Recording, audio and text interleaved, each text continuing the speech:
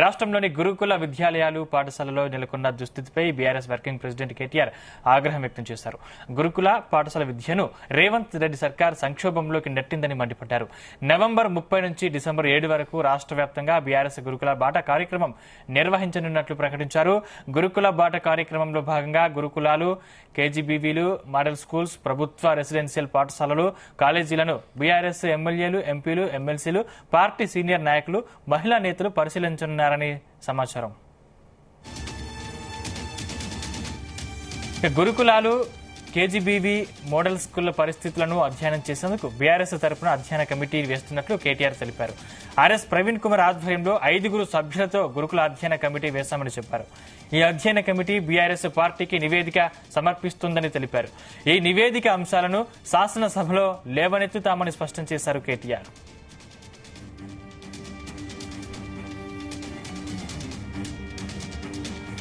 గురుకుల పాఠశాల విద్యను రేవంత్ రెడ్డి సర్కార్ సంక్షోభంలోకి నెట్టిందని కేటీఆర్ విమర్శించారు. 11 నెలల్లో 52 మంది విద్యార్థులు మరణించారని, ఇందులో 38 ఫుడ్ పాయిజన్ సంఘటనలు ఉన్నాయని తెలిపారు. పాలన గాలి కొదిలేసి నేరపూరిత నిర్లక్ష్యంతో ముఖ్యమంత్రి విద్యార్థులను పొట్టన పెట్టుకుంటున్నారని మండిపడ్డారు. రాష్ట్రానికి విద్యాశాఖ మంత్రి లేడని, ముఖ్యమంత్రి ఢిల్లీకి తిరిగేందుకు సమయం సరిపోతలేదని విమర్శించారు.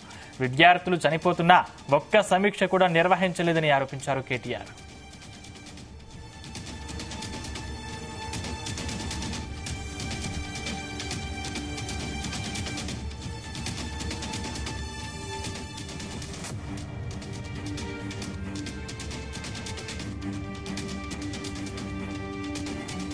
రైట్, ఇదే అంశానికి సంబంధించిన మరింత సమాచారం మా బ్యూరో చీఫ్ నరేందర్ అందిస్తారు. నరేందర్.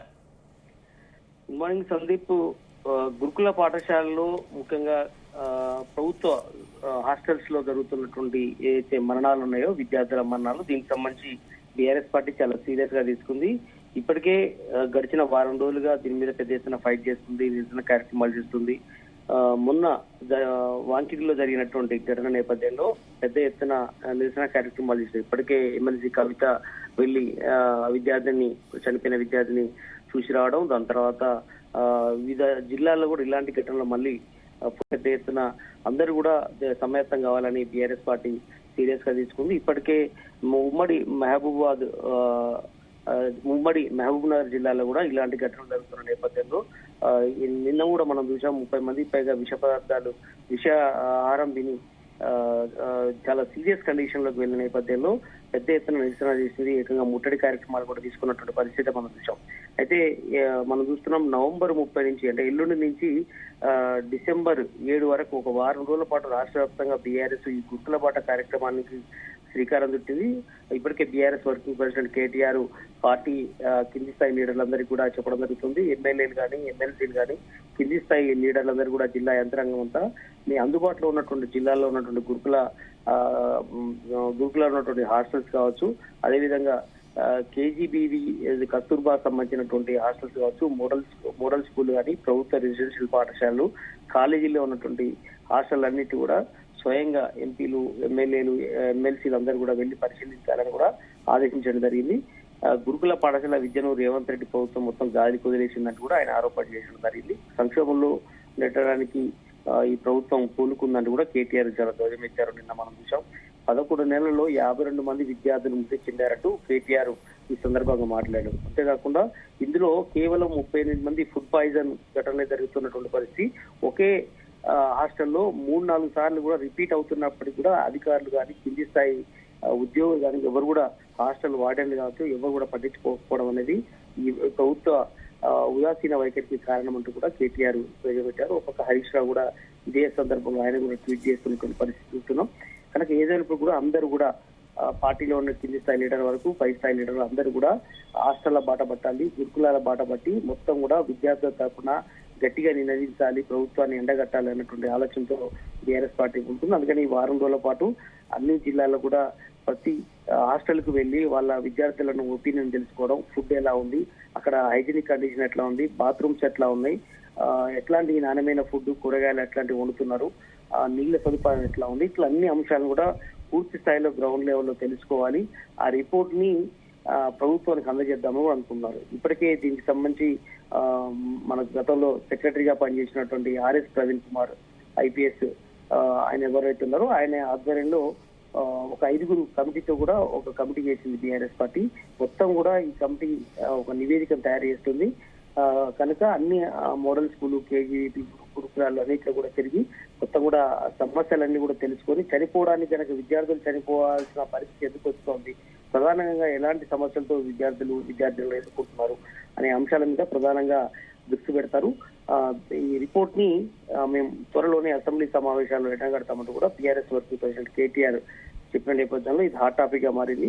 ఇప్పటికే ప్రభుత్వం కూడా సీరియస్ గానే తీసుకుందంటూ కూడా నిన్న మనం చూసాం. బట్టి విక్రమార్క డిప్యూటీ సీఎం కూడా నిన్న చిట్చాట్ లో కూడా చెప్పడం జరుగుతుంది. కనుక మరణాల కనుక కారణం ఏంటి, ఈ ఫుడ్ పాయిజన్ సంబంధించినటువంటి ఘటనలు ఎందుకు జరుగుతున్నాయని కూడా మేము పునఃపరిశీలిస్తామంటూ కూడా ఆయన చెప్పడం జరిగింది. కనుక ప్రభుత్వం ఈ అంశాన్ని సీరియస్ గానే తీసుకున్న నేపథ్యంలో బీఆర్ఎస్ పార్టీ కూడా మరింతగా ముందుకెళ్ళబోతుంది. బీఆర్ఎస్ పార్టీ సీరియస్ గా ఈ వారం రోజుల నుంచి డ్రైవ్ చేస్తున్న నేపథ్యంలోనే ప్రభుత్వం నుంచి చలనం అవుతుందని కూడా బీఆర్ఎస్ పార్టీ వాళ్ళు చెప్తున్నారు. రిజల్ట్ కూడా గురుకుల పాఠశాలలో జరుగుతున్నటువంటి విద్యార్థులు మరణాలు కావచ్చు, ఫుడ్ పాయిజన్ సంబంధించినటువంటి ఘటనలు కావచ్చు, మరోసారి పునరావృతం కాకుండా సీరియస్ యాక్షన్ తీసుకోవాలంటూ కూడా బీఆర్ఎస్ పార్టీ ప్రభుత్వం ఒత్తిడి చేస్తున్నటువంటి పరిస్థితి మనం చూస్తున్నాం. నరేంద్ర, అంటే ఇప్పుడు హాస్టల్ పిల్లల అస్వస్థతపై హైకోర్టు కూడా నిప్పులు చేయని పరిస్థితి కనిపిస్తోంది. అంటే ప్రాణాలు పోతే కానీ స్పందించరా, ఈ వారంలో 3 సార్లు భోజనం వికటిస్తుందా, ఇటువంటి వ్యాఖ్యలు కోర్టు చేసింది. అంటే వీటిపై అధికారులు స్పందించారు ఇప్పటి వరకు? ఎగ్జాక్ట్లీ సందీప్, ఎందుకంటే నిన్న మనం చూసాం హైకోర్టు చాలా సీరియస్ గా మందలించింది. మీ పిల్లలైతే ఇలానే ఉంటారా, అధికారులు మీరు మీ పిల్లల్ని ఇట్లానే గాలికి వదిలేస్తారంటూ కూడా చాలా సీరియస్ గా మందలించినటువంటి పరిస్థితి మనం చూస్తున్నాం. అంటే వాళ్ళని గనక అధికారులను గనక నాన్ బెయిలబుల్ గా గనక పెట్టితే మాత్రం 5 నిమిషాల్లో వచ్చి మీ దగ్గరికి వచ్చి నిలబడతారు, తమ దగ్గరికి వస్తారు. మరి ఎందుకు వాళ్ళ మీద అట్లాంటి యాక్షన్ తీసుకోవట్లేదు? విద్యార్థుల పట్ల నిర్లక్ష్యంగా వ్యవహరిస్తున్నటువంటి అధికారులు కావచ్చు, ఎంప్లాయీస్ కావచ్చు, ఎవరైతే ఉన్నారో పై ఆఫీసర్ అయినా కూడా ఎవరైనా కూడా వదిలిపెట్టేది లేదు. చాలా సీరియస్ గా తీసుకోండి. ఒకే వారంలో 3-4 సార్లు కూడా ఫుడ్ పాయిజన్ సంఘటనలు జరుగుతుండడం, వాళ్ళు అస్వస్థకు గురవుతుండడం, హాస్పిటల్లో 10ల సంఖ్యలో జాయిన్ అవుతున్న ఘటనలు మీ దృష్టికి రావట్లేదంటూ కూడా ప్రభుత్వాన్ని మొదలించింది. దీని మీద ఇప్పటికే దాని మీద ఫైట్ చేస్తున్నారు అడ్వకేట్స్. దీని మీద కూడా హైకోర్టులో దీని మీద కూడా మాట్లాడినటువంటి సందర్భం ఉంది. కనుక దీని మీదనే జడ్జి కూడా చాలా సీరియస్ గా మొదలించినటువంటి పరిస్థితి మనం చూసాం. మొత్తానికైతే బీఆర్ఎస్ పార్టీ ఈ అంశాన్ని చాలా సీరియస్ గా తీసుకున్న నేపథ్యంలో కొంత కదలికైతే వచ్చిందని మనం చెప్పాలి. ప్రభుత్వం నుంచి కూడా ఇప్పటికే డిప్యూటీ సీఎం రెక్టిఫై చేస్తామని చెప్పిన నేపథ్యంలో కొంతవరకు ఇది ముందుకెళ్తుందా, లేదంటే కేవలం మా తూతూ మంత్రంగా ఆయన వ్యాఖ్యలే ఉంటాయా? గ్రౌండ్ లెవెల్లో ఒకప్పుడు బట్టి విక్రమార్క కూడా హాస్టల్లో పర్యటన చేశారు. ఇక్కడి నుంచి ఇట్లాంటి పరిస్థితి ఉండకూడదు, హైజీనిక్ కండిషన్ ఉండాలని గతంలో చెప్పారు ప్రభుత్వం వచ్చిన కొత్తలో. కానీ మళ్ళీ గాలికి వదిలేసినటువంటి పరిస్థితి మనం చూసాం. కనుక మరొకసారి ఇలాంటి ఘటనలు జరగకుండా విద్యార్థులు మరణాలకు కారణమవుతున్నటువంటి ఇలాంటి హాస్టల్లో హైజీనిక్ కండిషన్ పై ఖచ్చితంగా సీరియస్ గా దృష్టి పెట్టాలని కూడా ప్రభుత్వం మరి భావిస్తోంది. బట్ చూడాలి, బీఆర్ఎస్ పార్టీ గురుకులాల బాట పడుతున్న నేపథ్యంలో మంత్రులు ఆ హాస్టల్లో సందర్శిస్తారా, బట్టి విక్రమార్క కూడా స్వయంగా ఆయన వెళ్లి పర్యవేక్షిస్తారా, ముఖ్యంగా రేవంత్ రెడ్డి దీని మీద సమీక్ష ఎందుకు జరపడం లేదంటూ కూడా బీఆర్ఎస్ పార్టీ వర్కింగ్ ప్రెసిడెంట్ చెప్తున్నారు.